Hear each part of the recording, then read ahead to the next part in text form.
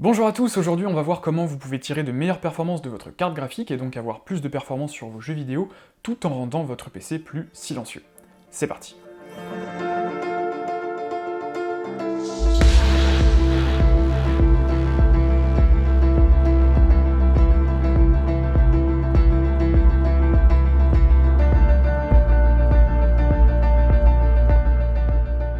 Avant de commencer, je vous ai mis des chapitres sur la barre de lecture de la vidéo, c'est tout simplement parce que voilà, la vidéo va être longue, il y a beaucoup de choses à dire, donc si vous voulez sauter des chapitres, vous pouvez le faire avec ça, mais je vous recommande quand même de tout regarder parce qu'il y a beaucoup de choses à savoir, et donc voilà, il y a beaucoup de choses à dire. Pour commencer, petite explication simple pour les plus novices d'entre vous. Vous n'êtes sûrement pas sans savoir qu'un ordinateur, ça chauffe. Que ce soit un ordinateur portable ou un ordinateur de bureau, certains composants à l'intérieur génèrent énormément de chaleur et ont donc besoin d'être refroidis. C'est le cas du processeur, le CPU, mais également de votre carte graphique, le GPU. Et si on ne faisait rien pour se débarrasser de cette chaleur, votre ordinateur ne ferait pas long feu. Alors pour éviter que ces composants ne chauffent trop, on y attache un système de refroidissement. Et le plus souvent, il s'agit d'une combinaison d'un radiateur et d'un ventilateur, qu'on appelle un ventirad. Le radiateur va récupérer la chaleur de la puce et le ventilateur va souffler au travers des ailettes du radiateur pour évacuer l'air chaud et amener de l'air frais. Tout ceci a donc pour effet de maintenir la puce à une température raisonnable pour son fonctionnement. Cependant, il arrive que certains systèmes de refroidissement ne soient pas suffisants pour maintenir une température correcte lorsqu'on utilise la puce à fond. Dans le cas des processeurs, il existe une sécurité qui va les empêcher de chauffer au-delà d'une certaine limite. Pour éviter qu'ils ne surchauffent si le système de refroidissement ne fait pas correctement son job, le processeur va se brider, tout simplement il va limiter sa puissance afin de générer moins de chaleur. Cette baisse de puissance, elle peut même aller jusqu'à l'arrêt total du PC dans le cas où la chauffe deviendrait vraiment incontrôlable. Cette sécurité, ça s'appelle le thermal throttling, ou étranglement thermique en français, et ça existe depuis 1999, depuis le Pentium 3, donc a priori tout le monde l'a sur son PC aujourd'hui. Dans le cas des cartes graphiques, il y a un système assez comparable qui va automatiquement ajuster la fréquence du GPU en fonction de plusieurs facteurs comme la température ou encore la consommation énergétique. Pour que vous puissiez comprendre ce que ça donne en pratique, je vais prendre l'exemple assez extrême des PC portables gaming. Un PC portable, par principe, c'est censé rester relativement compact, et donc, ça impose des contraintes au niveau du refroidissement. Le radiateur et le ventilateur sont forcément beaucoup plus petits que sur un PC de bureau, et pour compenser cette petite taille, le ventilateur devra tourner beaucoup plus vite, et donc faire beaucoup plus de bruit. D'où le fameux PC réacteur d'avion qu'on connaît tous. Sur le PC portable de mon frère, par exemple, on a la possibilité de choisir entre plusieurs modes pour le ventilo. Si on laisse les ventilateurs en mode silencieux tout en jouant à des jeux, le processeur et la carte graphique seront forcés de réduire grandement leur puissance pour éviter de surchauffer, et on se retrouve certes avec un PC silencieux, mais avec des performances bien inférieures. Sur Warzone par exemple, on passe de 88 FPS en mode turbo à seulement 31 FPS en mode silencieux, moins de la moitié. C'est vraiment pas terrible et ça devient difficilement jouable. Donc vous l'avez compris, l'idée pour éviter d'avoir à diminuer sa puissance, c'est d'avoir un système de refroidissement efficace. En règle générale, et pour simplifier, plus un ventirad est gros, et plus il sera efficace et silencieux. Alors évidemment, il y a des exceptions et plein d'autres facteurs qui rentrent en compte, mais c'est quand même globalement comme ça que ça marche. Le principe est à peu près le même pour les cartes graphiques. On y attache un radiateur au format adapté, et un ou plusieurs ventilos pour souffler dessus. Sauf que contrairement au processeur, quand vous achetez une carte graphique, le système de refroidissement est directement monté dessus, et n'est pas censé être enlevé ou remplacé par autre chose. Et d'ailleurs, le démonter peut annuler votre garantie chez certains constructeurs. Le souci, c'est que tous les systèmes de refroidissement présents sur les différents modèles de cartes graphiques des différents constructeurs ne se valent pas. Il y en a des très bons, souvent très gros, des plus ou moins bruyants, et d'autres qui sont purement et simplement mauvais, et qui vont avoir pour effet de brider le potentiel maximum de votre carte graphique. Elle ne sera pas aussi performante qu'elle pourrait l'être, tout simplement car la température plus élevée empêchera la carte de maintenir une fréquence aussi haute que des cartes concurrentes avec un meilleur système de refroidissement. Typiquement, il existe un style de système de refroidissement connu pour être assez médiocre, et c'est ce qu'on appelle les systèmes de refroidissement de type blower. C'est ce qui était utilisé sur les cartes fabriquées par Nvidia, donc les Founders Edition jusqu'à la génération 1000 incluse, mais c'est un design qu'on retrouve chez la plupart des autres constructeurs, généralement sur les modèles entrée de gamme. L'air frais rentre par ce ventilateur centrifuge, puis l'air chaud va sortir à l'arrière de la carte, et donc être expulsé directement en dehors du boîtier. L'avantage, c'est que ça permet d'éviter de faire grimper la température à l'intérieur de votre PC, mais pour le reste, ça manque pas mal d'efficacité. Et ce système, c'est précisément ce que j'ai sur ma GTX 1080 Ti Founders Edition, que je vais utiliser pour les tests dans cette vidéo.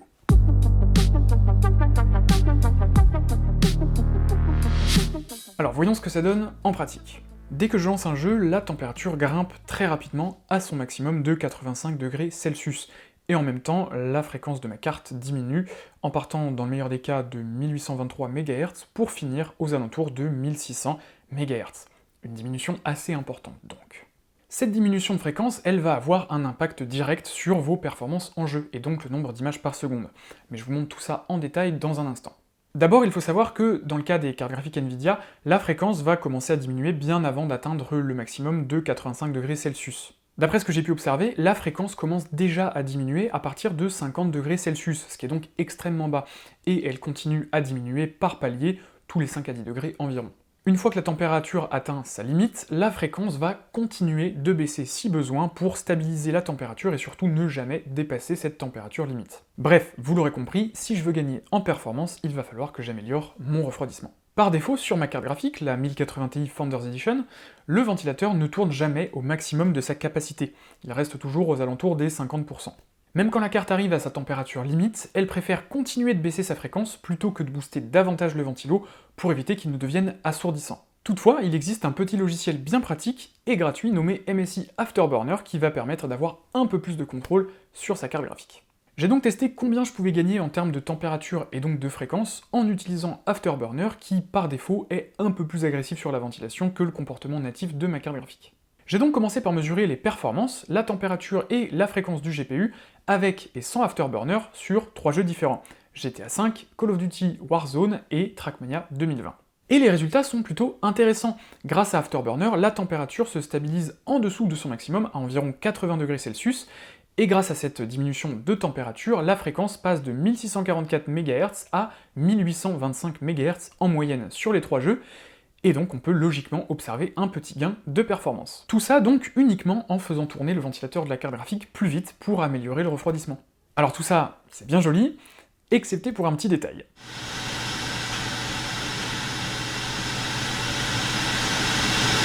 D'ailleurs, on pourrait même gagner encore un peu plus en performance en allant dans Afterburner et en modifiant la courbe de puissance du ventilateur, et en mettant tout à 100% par exemple. Mais alors là, le bruit, je vous en parle même pas.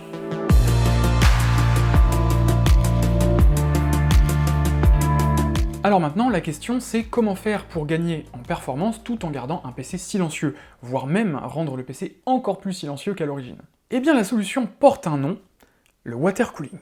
Si vous ne voyez pas ce que c'est, dites-vous que c'est une alternative au ventirad qui a pour principe d'utiliser de l'eau dans un circuit fermé pour transférer la chaleur du composant jusqu'à un radiateur qui va ensuite lui dissiper la chaleur dans l'air avec des ventilos. Ce procédé va permettre d'évacuer plus efficacement la chaleur du composant, déjà parce que l'eau est un bien meilleur conducteur thermique que l'air, mais aussi parce que le radiateur déporté a potentiellement beaucoup plus de place et peut être donc beaucoup plus grand que ce qu'on aurait installé sur le composant directement. Si vous vous êtes déjà un petit peu intéressé au water cooling pour refroidir votre processeur par exemple, eh bien vous savez peut-être qu'il existe globalement 2 solutions. La première, ça va être le water cooling custom, qui peut vraiment être super efficace et vraiment conçu sur mesure pour refroidir tous les composants que vous souhaitez, la carte mère, les barrettes de RAM, le processeur bien sûr, et bien évidemment la carte graphique. C'est le top du top, c'est stylé, mais ça nécessite de l'entretien et ça coûte très cher, surtout si vous n'êtes pas prêt à faire le montage vous-même, parce que là oui, dans le cas d'une fuite, si vous n'avez pas bien fait le taf, ça peut faire très mal de l'eau dans votre système.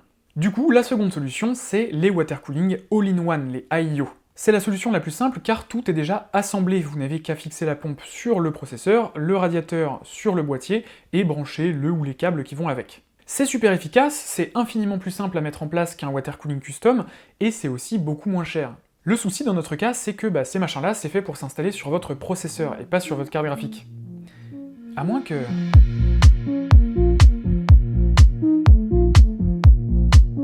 Laissez-moi vous présenter le Kraken G12 de chez NZXT. Le G12 est une sorte d'adaptateur qui va permettre d'installer un water cooling all-in-one sur votre carte graphique pour bénéficier d'un bien meilleur refroidissement. Un de ses avantages, c'est qu'il est compatible avec pas mal de cartes graphiques, que ce soit côté Nvidia ou côté AMD, mais également avec pas mal de water cooling all-in-one. NZXT en fait d'ailleurs une petite liste non exhaustive sur leur site internet, et vous pouvez voir que tous les water cooling actuels de la marque sont compatibles, mais pas que, on a également des water cooling par exemple de chez Thermaltake, de chez Corsair, qui vont également être compatibles avec le Kraken G12. En fait, sauf exception, tous les water cooling utilisant ce système de fixation standard de chez Asetek seront compatibles avec le Kraken G12. Plutôt cool. Dans la boîte, vous trouverez également un petit ventilateur qu'il faudra fixer sur le G12 pour pouvoir en fait maintenir au frais certaines parties de la carte graphique qui ne seront pas directement refroidies par le water cooling. Et d'ailleurs, un petit mot là-dessus avant de passer au montage du G12 sur la carte graphique. Contrairement à un Waterblock Custom qui couvrira toute la carte graphique et donc tous les composants qui produisent de la chaleur sur celle-ci, et bien ici, avec le Water Cooling All-in-One, seule la puce GPU sera maintenue au frais par le Water Cooling. Le petit ventilateur du G12 va donc souffler sur le reste des composants qui constituent votre carte graphique et qui chauffent également, dans une moindre mesure, mais tout de même. Et du coup, je vous recommanderais quand même vivement d'acheter séparément et d'installer des petits radiateurs sur les puces mémoire de votre carte graphique ainsi que sur les VRM qui ont tendance à produire pas mal de chaleur. Voilà, mieux vaut être trop prudent que pas assez. Personnellement, j'ai utilisé ma 1080 Ti overclockée pendant 2 mois avec ce setup, sans radiateur supplémentaire sur la mémoire ou sur les VRM, et je n'ai pas eu de soucis en particulier. J'ai reçu un tweet d'un certain Arken Arondide qui m'a mis en garde à propos de ça, parce qu'apparemment, sa GTX 1080 Ti aurait surchauffé à cause de ça, la rendant inutilisable. D'après d'autres témoignages, et même certains youtubeurs, ça serait pas forcément nécessaire. Mais bon, je vous recommanderais quand même de la jouer safe et d'installer ces petits radiateurs, voilà, parce que ça coûte quand même pas grand chose ces trucs-là, donc mieux vaut être trop prudent, encore une fois. Faites juste attention à choisir des radiateurs qui soient suffisamment petits, suffisamment low profile pour ne pas gêner l'installation des montures du G12. Et prenez également un adhésif thermique costaud, car une fois que le tout sera monté dans votre PC, a priori les radiateurs seront orientés vers le bas, et donc la gravité pourrait faire que ça se décolle. Voilà, donc choisissez un adhésif quand même costaud. Bref, voyons maintenant comment monter tout ça sur votre carte graphique.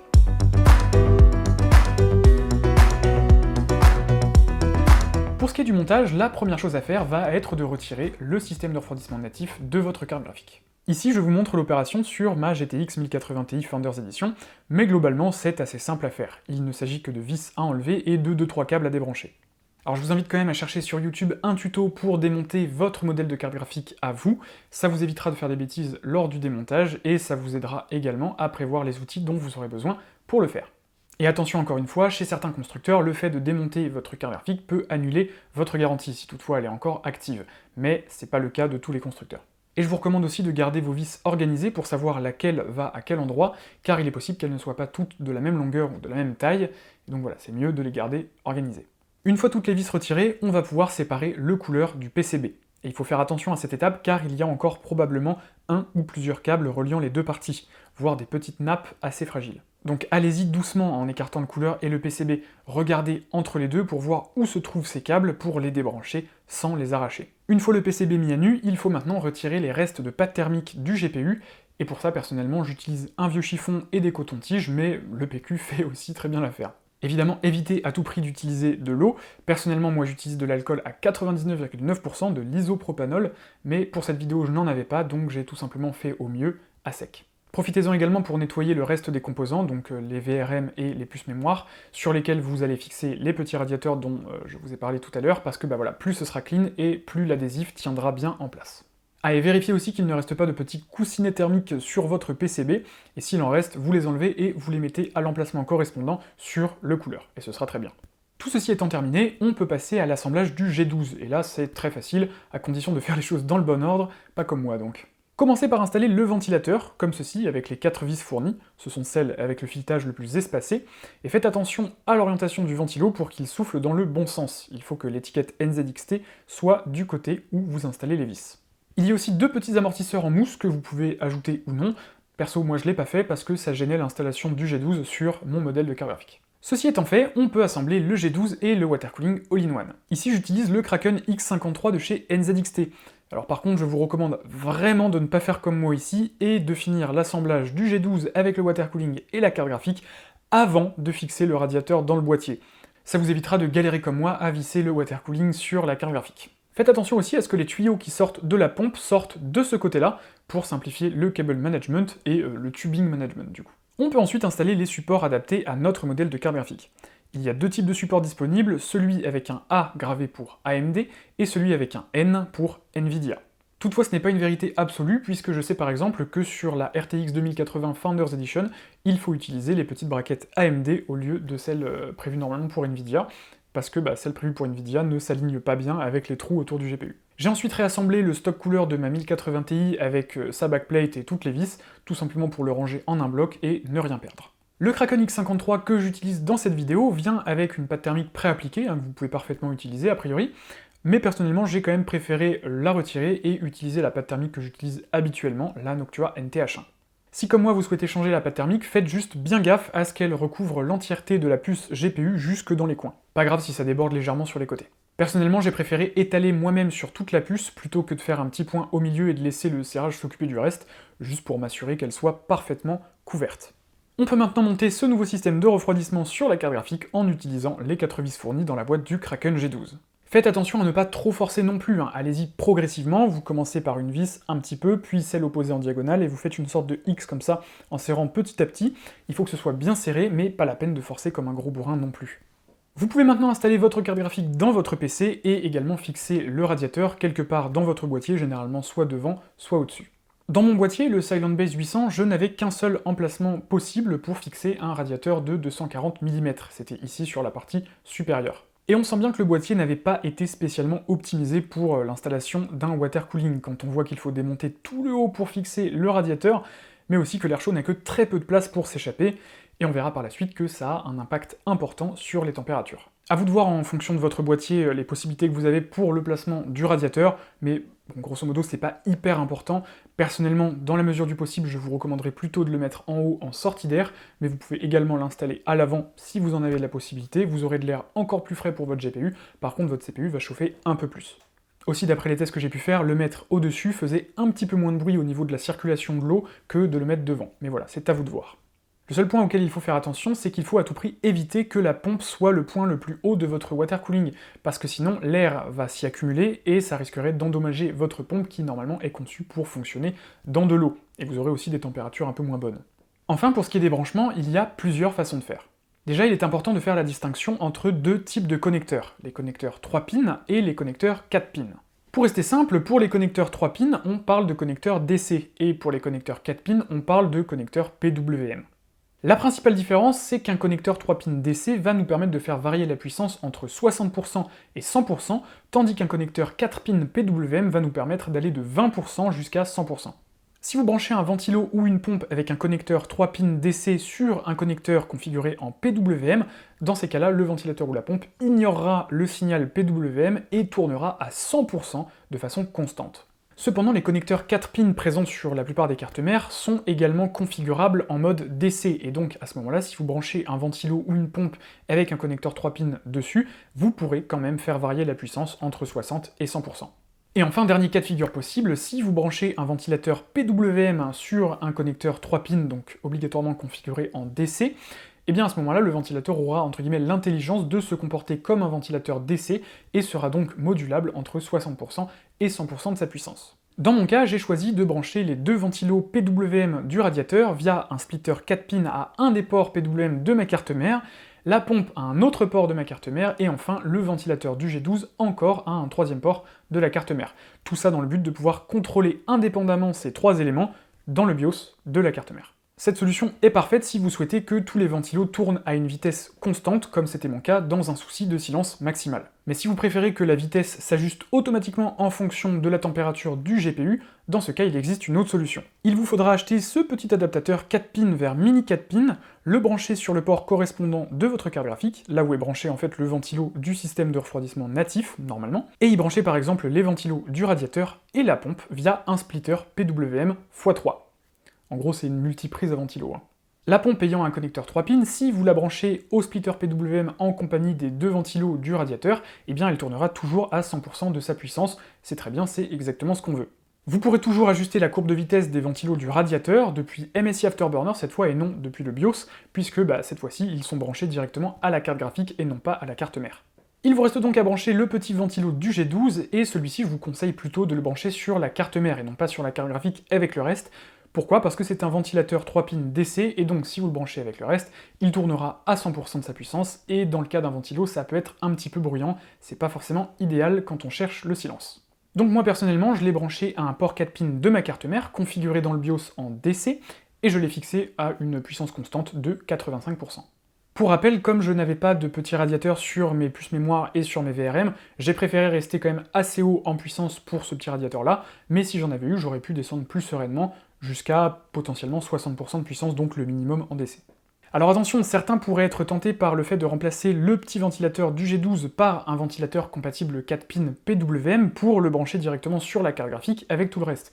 Mais personnellement, je vous le déconseille vivement parce que du coup, ce ventilateur serait maintenant contrôlé par la température du GPU et non pas par la température des VRM et des puces mémoire qu'il est censé refroidir. Et comme la température du GPU sera beaucoup plus basse que ce qu'elle est d'habitude avec le système de refroidissement natif, ça risquerait de rendre le ventilateur inefficace pour refroidir convenablement les VRM et les puces mémoire.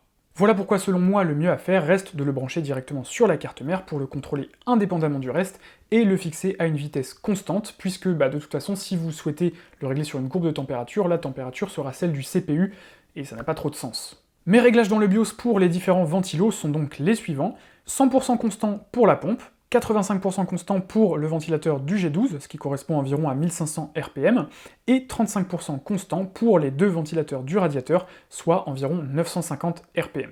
Et pour le reste, donc le ventirad du processeur et les trois ventilos de mon boîtier, j'ai laissé le réglage par défaut. Voilà, maintenant que le montage est terminé, voyons un petit peu ce que ça donne en pratique.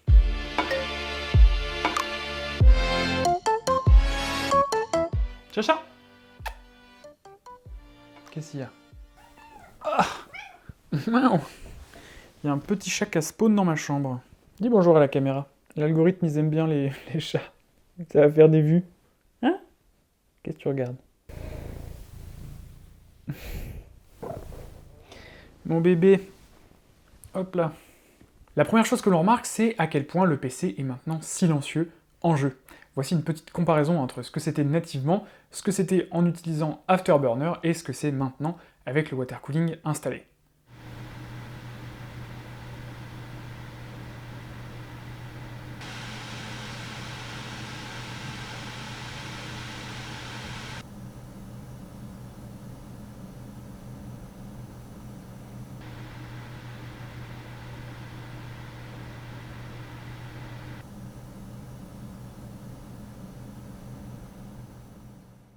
Gardez à l'esprit que j'ai quand même bien boosté le son du micro, j'avais mis le gain au maximum, et j'ai en plus de ça rajouté 10 décibels au montage pour que vous puissiez comparer plus facilement.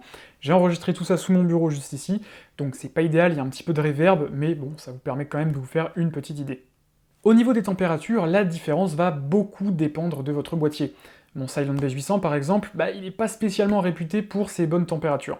Comme je vous le disais tout à l'heure, le seul endroit où je pouvais installer le radiateur, c'est ici en haut. Mais le souci, c'est que le haut du boîtier est très fermé, il n'y a que cette petite ouverture à l'arrière pour permettre à l'air chaud de s'échapper, et ça n'est pas suffisant. La conséquence, c'est que la température du GPU montait progressivement à mesure que la température de l'eau dans le water cooling chauffait également, car incapable de dissiper correctement sa chaleur au travers de cette petite ouverture. Alors ça reste bien mieux que le système de refroidissement natif, évidemment, mais ça aurait été beaucoup mieux avec un boîtier bien aéré. Pour vous faire une bonne idée du truc, sur un test court qui n'a donc pas le temps de faire beaucoup chauffer l'eau du water cooling, comme le benchmark intégré à GTA V par exemple, on passe de 84°C natif à 53°C avec le water cooling. Une différence de 40 degrés, c'est colossal. En revanche, sur un test long, où j'ai laissé tourner Trackmania en boucle pendant une petite heure, la différence est beaucoup moins impressionnante. On passe ici de 84°C à 73°C, soit une différence de seulement 11 degrés sur un test long avec ce boîtier. J'ai refait le même test en enlevant cette fois le haut du boîtier pour simuler en fait le fait d'avoir un boîtier plus aéré avec un meilleur airflow, et tenez-vous bien, on passe de 73 degrés à seulement 56 degrés. On a perdu presque 20 degrés en enlevant simplement ce qui empêchait l'air chaud de s'échapper. D'ailleurs, j'ai remarqué une différence notable au niveau du son lorsque le haut du boîtier était enlevé, et contrairement à ce qu'on pourrait penser intuitivement, lorsque le haut était enlevé, le PC était globalement plus silencieux sur de longues sessions de jeu. Car en effet, j'ai remarqué qu'à partir d'une certaine température, la carte graphique commençait à produire un petit son électronique pas super agréable qu'on va appeler buzz. Je vous laisse écouter par vous-même.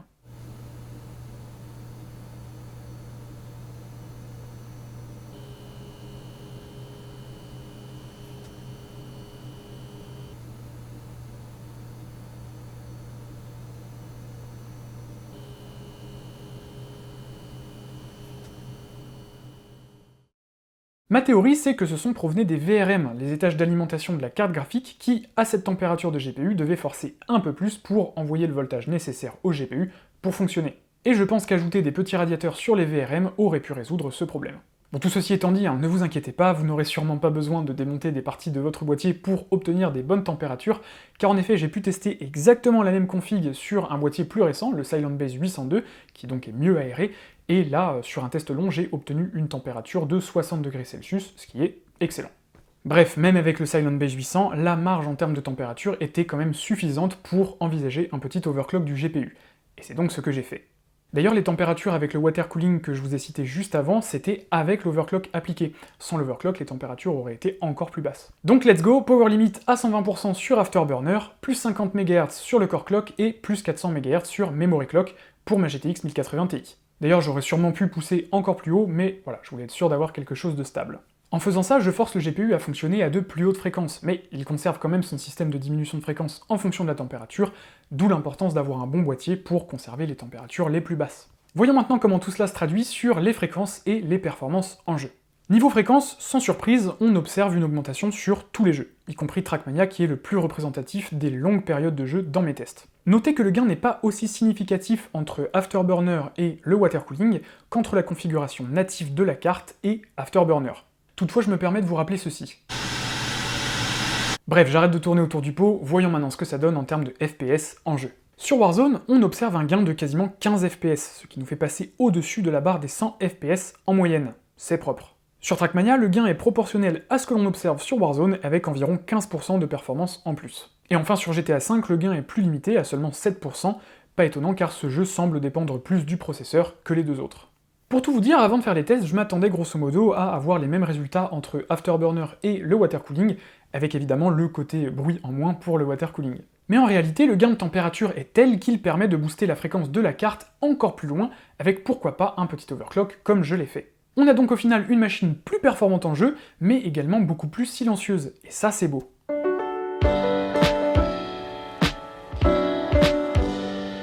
Maintenant, toute cette petite opération a un coût. Déjà, il faut acheter le Kraken G12 et également un water cooling AIO si vous n'en avez pas déjà un de compatible. Pour le G12, vous le trouverez à une trentaine d'euros, mais pour le water cooling AIO, ça risque de piquer un peu plus. Tout dépend du modèle que vous choisirez bien sûr, mais il faudra compter entre 100 et 200 euros pour le coût total de cette solution. Donc la question qu'il faut se poser, c'est est-ce que c'est intéressant pour vous, dans votre cas? Et à ce niveau-là, tout dépend de votre carte graphique, et surtout de l'efficacité de son système de refroidissement actuel. Comme je l'expliquais en début de vidéo, certains modèles sont assez médiocres à ce niveau-là, c'est le cas du modèle que j'ai testé dans cette vidéo. Mais d'autres modèles ont des systèmes de refroidissement très efficaces qui permettront de conserver le GPU à une température inférieure à 70 degrés en jeu. C'est le cas de pas mal de cartes custom qu'on peut trouver par exemple chez Asus, MSI, Gigabyte, etc.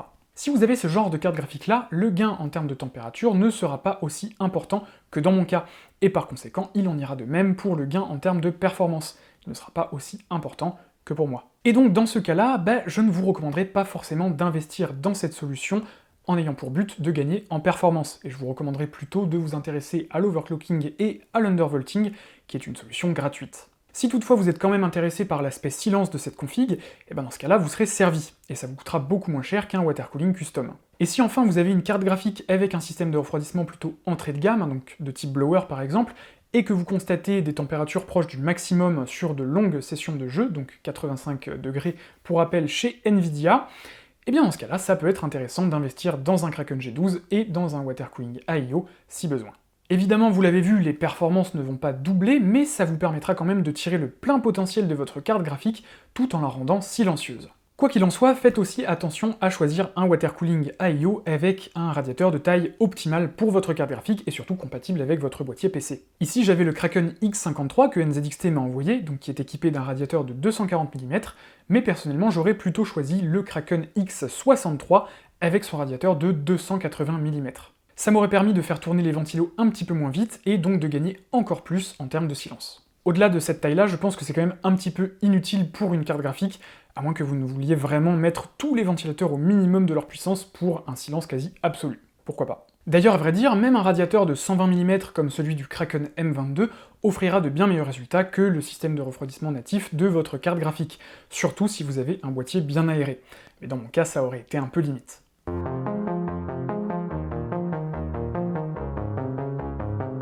Bravo et merci à vous si vous avez regardé la vidéo jusque-là, il y avait pas mal de choses à dire et j'avais vraiment envie d'être le plus précis possible. Ça aura demandé pas mal de boulot et j'espère que le résultat vous aura plu, j'espère que ça vous aura intéressé, et si c'est le cas, le petit pouce bleu sera fortement apprécié. Avant de terminer cette vidéo, j'aimerais remercier le Café du Geek qui, encore une fois, m'aura aidé à la production de celle-ci. C'est grâce à eux que j'ai pu mettre la main sur le matériel dont j'avais besoin. Et je remercie également NZXT qui ont donc accepté de m'envoyer leur Kraken G12 et leur Kraken X53 pour cette vidéo. Alors voilà, un grand merci. Comme toujours, si vous avez des questions, n'hésitez pas à les poser dans les commentaires, c'est là pour ça, et j'essaierai au maximum d'y répondre. La prochaine vidéo va arriver rapidement, pour une fois, ce sera ce mois-ci, et on y parlera de mon nouveau PC, et plus précisément de mon nouveau boîtier PC, et on verra ensemble à quel point le choix d'un bon boîtier peut être plus important que ce que vous ne pensez. Alors abonnez-vous pour ne pas rater ça, et en attendant, je vous souhaite une agréable journée ou soirée. Ciao!